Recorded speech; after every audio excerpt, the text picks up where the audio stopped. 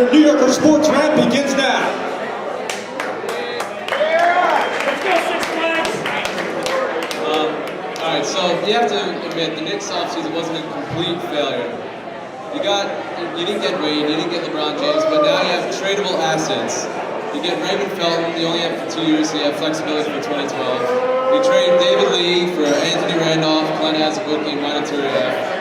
And maybe those people can be packaged in the trade for maybe Tony Parker or Chris Paul, or even maybe Carmelo Anthony sometime at December 15th when you can trade draft picks and free agents. You have to give it to Donnie Walsh. For the first time in 8 to 10 years, the Knicks have flexibility for once. So you have to give it to the Knicks now. So then let's see what they do. Can they get CP3 and Carmelo? Can they form a trio with Amari?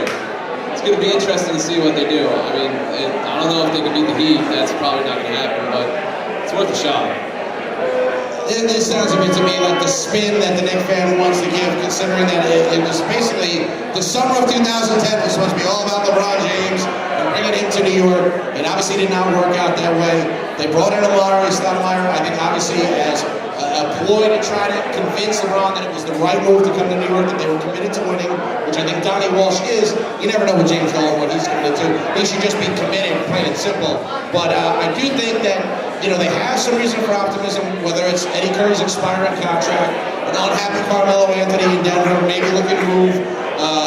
They brought in some other players, but I just don't see the reason for optimism. I think it's this way. Any Knicks fan has to look at this offseason as a failure. Absolutely. Without question. And it's not just about LeBron James. I want to throw a question back at you.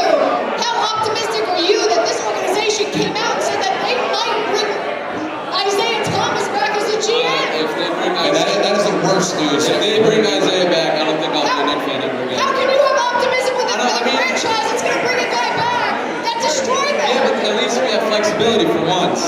Yeah, but he'll screw that up in a New York minute. He'll take on the worst. What's the worst contract in the NBA right now? Just trust me, it'll be Nick before you know it. Isaiah Thomas takes somebody.